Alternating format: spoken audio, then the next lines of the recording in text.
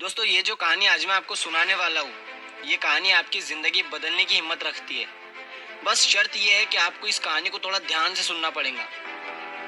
तो कहानी है एक हिरन की।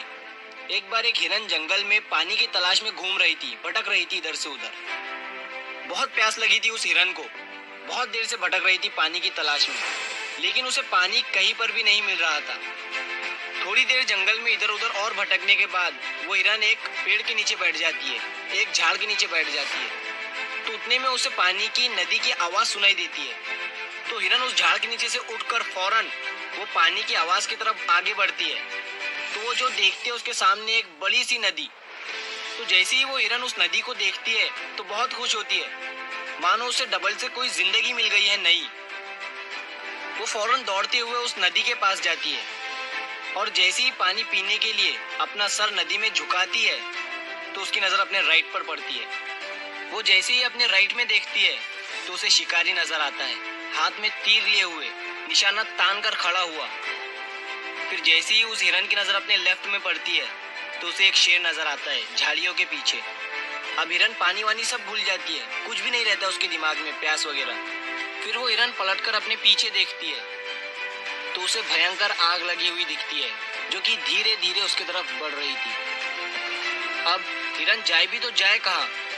राइट में देख रही थी तो शिकारी नजर आ रहा था, जो कि निशाना तान कर खड़ा हुआ था।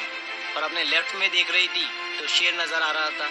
सामने तो गहरी और लंबी चौड़ी नदी थी और पीछे तो आग लगी हुई थी। चारों रास्ते बंद हो चुके थे, चारों तरफ से मुसीबत आ चुकी थी। अब हिरन सोच में पड़ जाती है और वो ये सोचती है कि चारों तरफ से मेरी मुसीबत आ चुकी है, तो मैं अपना काम करके क्यों ना मरूं? मुझे वैसे भी तो मरना ही है, तो मैं पानी पीकर क्यों ना मरूं? तो वो हिरन अपना पानी पीने में लग जाती है। लेकिन थोड़ी ही देर के बाद जैसे ही वो हिरन पानी पी रही थी तो उतनी ही देर में ऊपर से काले बादल छा जाते हैं और उन बादलों से बारिश होने लगती है। तो जो आग थी पीछे की लगी हुई वो पानी से बुझ जाती है और पानी के कारण शिकारी का निशाना चुप कर शेर को लग जाता है और शेर की नजर पड़ती है सीधा शिकारी पर। तो शेर शिकारी के पीछे लग जाता है। तो जैसे ही हिरन को पता चलता है, जैसे ही हिरन पानी पीने के बाद अपना सर ऊपर उठाती है तो वो अपने राइट में देखती है, उसे शिकारी कहीं पर भी नजर नहीं आता है। वो अपने लेफ्ट में देखती है, उसे शेर भी नजर नहीं आता है। वो अपने पीछे मुड़कर देखती है तो जो आग थी वो बुझी हुई दिखती है। मोरल ऑफ द स्टोरी, मेरे दोस्तों, इस कहानी से हमें ये सीख मिलती है कि इंसान की जिंदगी में भी प्रॉब्लम आती नहीं है, और जब आती है तो चारों तरफ से आती है, जिस कारण हर इंसान डर जाता है, घबरा जाता है अपनी इन प्रॉब्लम से। तो आपको क्या करना है ऐसी सिचुएशन में? आपको नहीं डरना है और नहीं घबराना है, बस शांति से 2 मिनट के लिए सोचना है। हिरन के पास भी बहुत सारे ऑप्शन थे।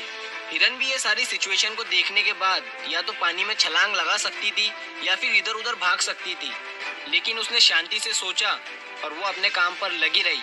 वो पानी पीने आई थी और वो पानी पीने लगी। इंसान भी अपनी कामयाबी से थोड़ी ही दूरी पर रहता है, लेकिन उसे मुसीबतें दिखनी शुरू हो जाती है।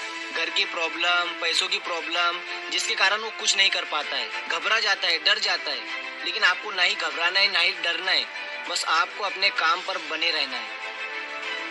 मेरे दोस्तों, उम्मीद करता हूँ आपको ये कहानी पसंद आई होगी।